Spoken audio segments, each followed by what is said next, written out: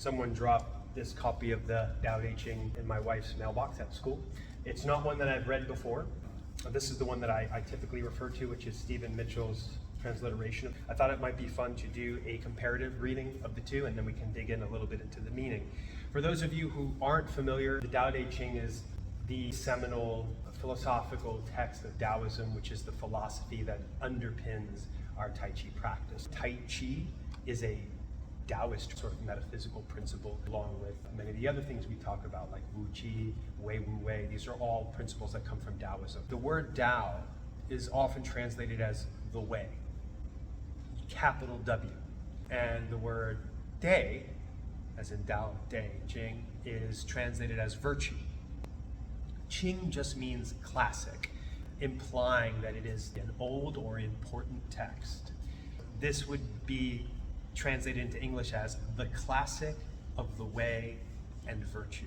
Some people would say the way and its virtue, but in this sense, virtue doesn't necessarily mean moral action. In this case, virtue means its nature. I think that's important kind of going into reading the Tao Te Ching. And when it says the way that it's describing is the way of the underlying force or principle of all being. And when we say virtue, it's sort of like, let's understand its nature, right? Its aspects. So I'll read chapter 1 from Stephen Mitchell, and then we'll see how this one, which is translated by John C.H. Wu, and we'll see how that one is.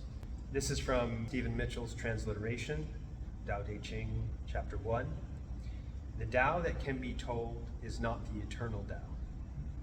The name that can be named is not the eternal name. The unnameable is the eternally real. Naming is the origin of all particular things. Free from desire, you realize the mystery. Caught in desire, you see only the manifestations. Yet mystery and manifestation arise from the same source. This source is called darkness. Darkness within darkness, the gateway to all understanding. I do remember reading that at 18 and going, what? What does any of that mean? But somehow it struck a chord in me, and I felt like it definitely meant something, and I really wanted to understand what that was. And we'll dig into the meaning of it in a moment, but let's take a look at John C.H. Wu's translation. So this is again the Tao Te Ching, chapter 1. Tao can be talked about, but not the eternal Tao. Names can be named, but not the eternal name. As the origin of heaven and earth, it is nameless. As the mother, in quotations, of all things, it is nameable. So, as ever hidden, we should look at its inner essence. As always manifest, we should look at its outer aspects. These two flow from the same source, though differently named, and both are called mysteries. The mystery of mysteries is the door of all essence. So it's nice, it's quite poetic.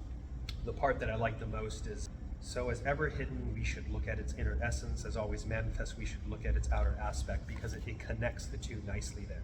Let's start out a little bit with Stephen Mitchell's transliteration, because I have more familiarity with it, and it'll be a little bit easier for me to jump into the meanings. So the first line, the Tao that can be told is not the eternal Tao. The name that can be named is not the eternal name. When it says the Tao that can be told is not the eternal Tao, in this line here, the Tao that can be told, Tao is not capitalized, but it's capitalized when it says the eternal Tao. And that's because Tao as way can also just refer to a way. You could say like the way that you go or you go along is Tao, but that's the lowercase Tao. That's a Tao that can be told, a Tao that can be explained or expressed, or the method of the way you do something, right? That can be explained, but the eternal Tao cannot. It's fundamental and causal, if you will, to all ways. So you can't name it, you can't point to it, you can't really describe it. You can only sort of talk around it, you can only imply it. That's what it's saying. It's saying that the fundamental source of being can't be explained in terms of being, because it's where being comes from. And that gets into some of the later lines. But the Tao that can be told is not the eternal Tao, and the name that can be named is not the eternal name. So if you give it a name, you give it a description, it's already not the thing. Now there's another way of understanding this, which applies, I think, a little bit more directly to our experience and to our practice of Tai Chi, that the name of a thing, the way we describe it, is not the thing itself. It's kind of like saying, don't confuse the map for the territory, or don't focus on the finger pointing to the moon. It's just something that implies a thing to actually attend to.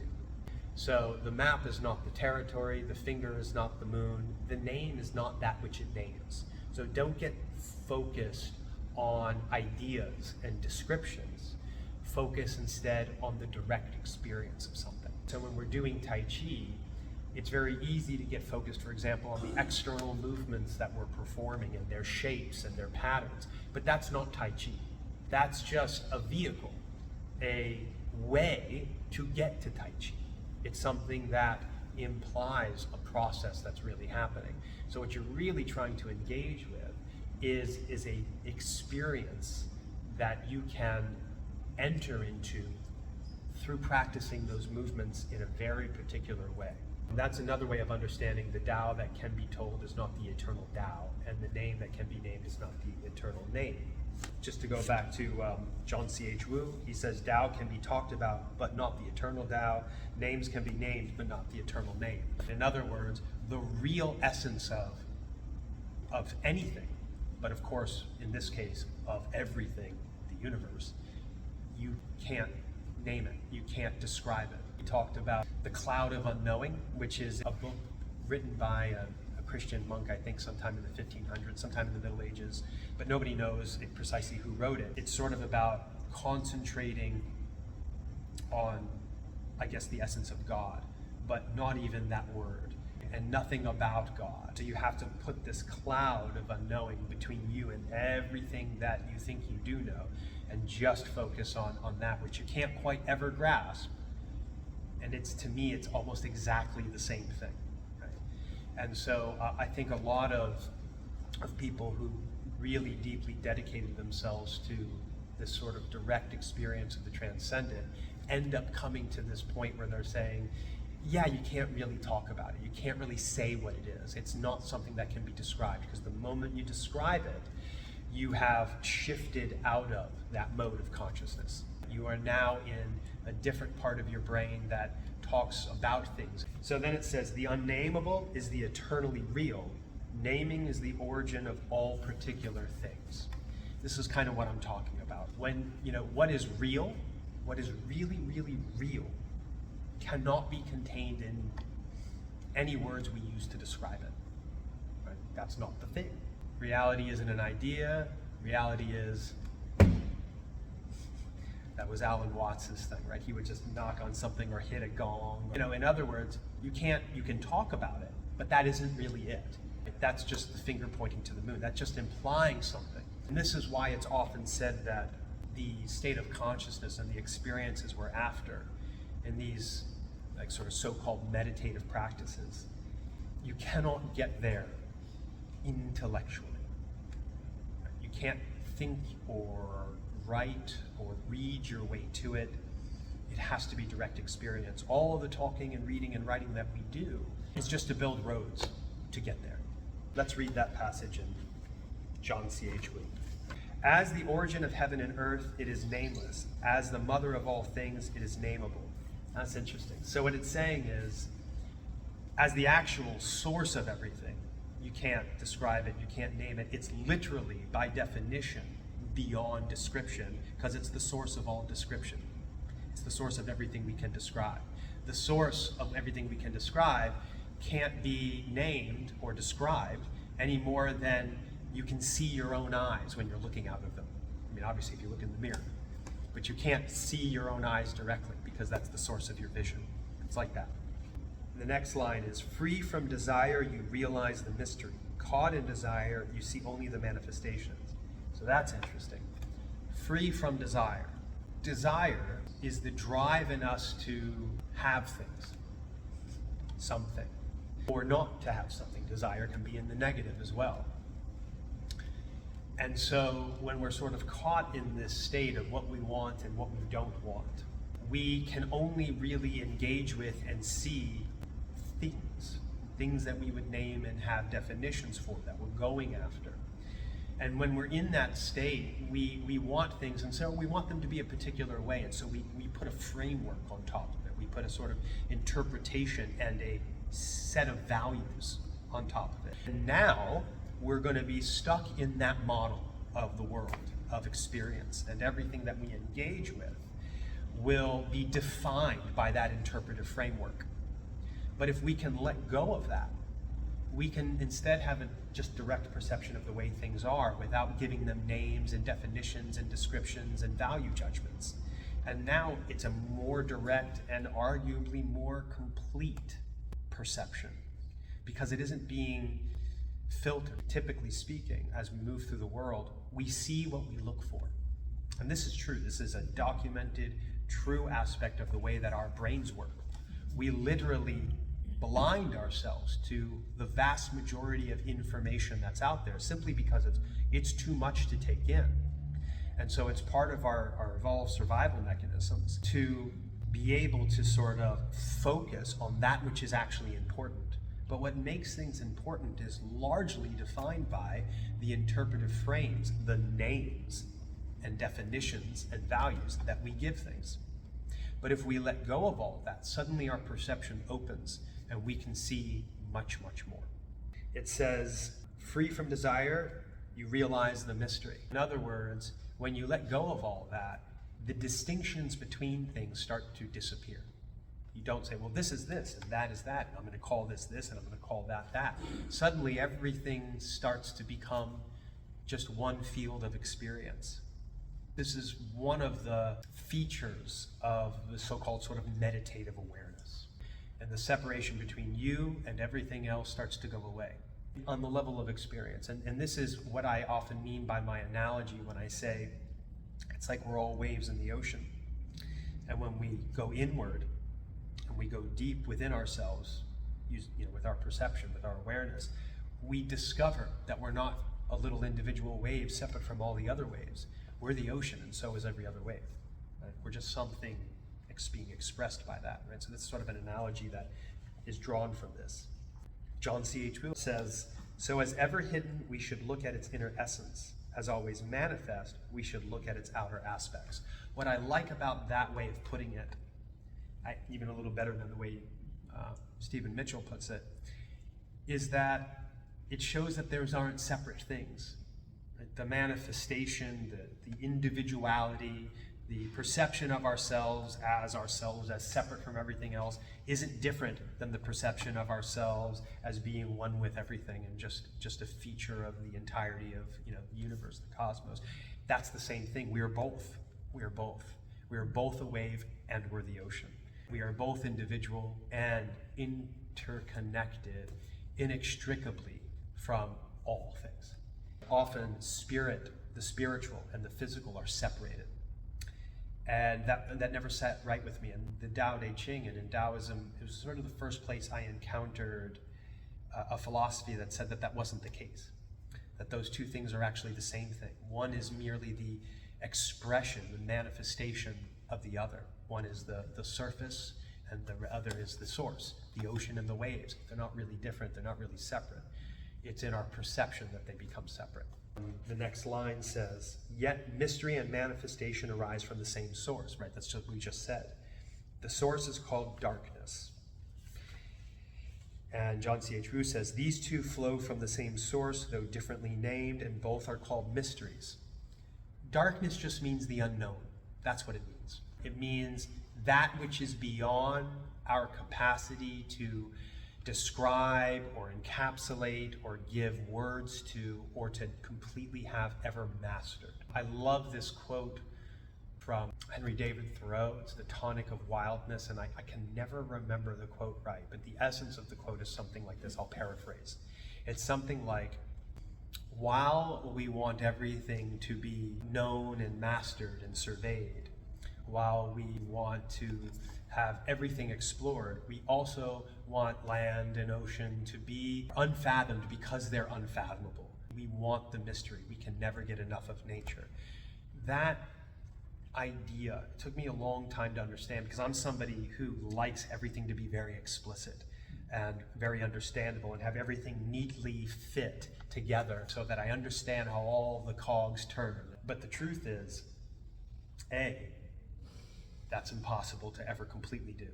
That's kind of what this passage is saying. If you really want to understand, you can't try to understand on that level. And B, if you could, you wouldn't want to, because now there's just nothing left. So there's this joke or parable that Alan Watts tells. You imagine that there's a line of people waiting to have an audience with God. You get to ask him one question. So you go in and you think you're clever and you're saying, God, beyond positive and negative, what is the nature of reality? In other words, you're saying, what's the nature of reality beyond duality, right? Which is kind of what the Tao Te Ching is sort of all about, right? This concept of non-duality. But God looks at you and says, my child, your question has no meaning. Next. And you go, dang it, oh man, my one chance. And you go to the guy and you think about it and you go, okay, I know what you should do. Ask God what question you should ask him. And then the next guy, you ask him that question, and we got it. We gamed the system.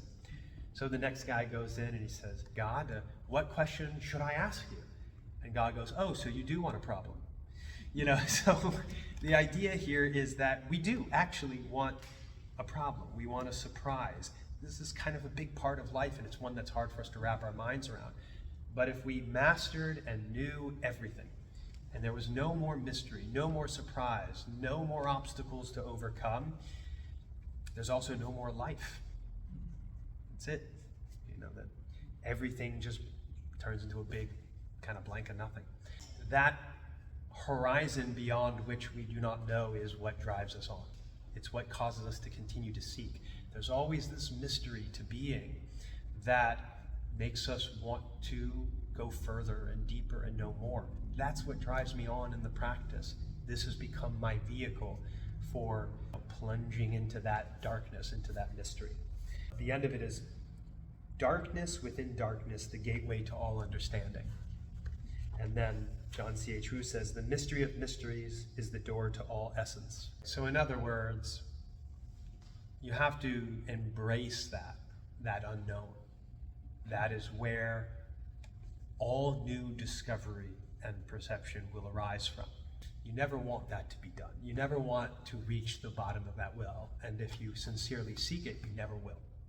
For example, in this Tai Chi practice, we engage with our bodies as a gateway into the mystery of the essence of being. We, our bodies, our physicality, are the most obvious and surface levels of our being, is the first step on the journey into the great mystery of what it is to even be at all. And so as we engage with that, we can go deeper and deeper and let go more and more and let the ideas about what we are and how we do things dissolve and allow ourselves to discover that on deeper and deeper levels, right? To let go of the models that we use to describe the body. Now, at first, we start out having to even have models. You may not even have conscious models of your body. So we start out by talking about all the different parts and how they work together and how we open and coordinate the body and move forces through the body and so on and so forth. This is all the named. This is all the manifestations. But we're going a little bit deeper and a little bit deeper with each layer, with each bit of development. And as we go deeper, first they increase in number, but eventually they start to decrease in number and decrease in number until eventually it's more of an essence of experience. This is what I meant when I outlined the stages or levels of learning and progress: outer shape, body mechanics, internal force, internal qualities, and then just, we'll say consciousness or the mind, right? That's what that means. So this is the first passage of the Tao. It's one that I have read in numerous translations, countless times, and always kinds of realigns me and brings me back to the idea of stepping back from what I think I know, opening up and re-engaging with a fresh perception. It's not an easy thing to do. When we get on the mat, a lot of the times what we do is we try to go through our checklist and impose upon ourselves the models that we've built for what we're supposed to be doing. And there's a degree to which those things are useful. But then we want to let that go and just feel what's going on. Feel the body more deeply, listen more deeply, listen to the mystery, and imagine that there is something beyond our understanding which there is for us to discover, even about the parts of ourselves which we think are so familiar, and even what we're doing, even about the things which we think are already familiar and mastered, and we can go deeper into those things. Yet understand that all of our models come from the same source as the mystery. They're just ways of trying to grasp at and describe the features of it. But no matter how much we do that, in the end, it will never be the full essence of it, which is only something that we can directly experience, never something that we can describe. Which is why you have to engage in the practice on your own. So speaking of that, let's engage in the practice.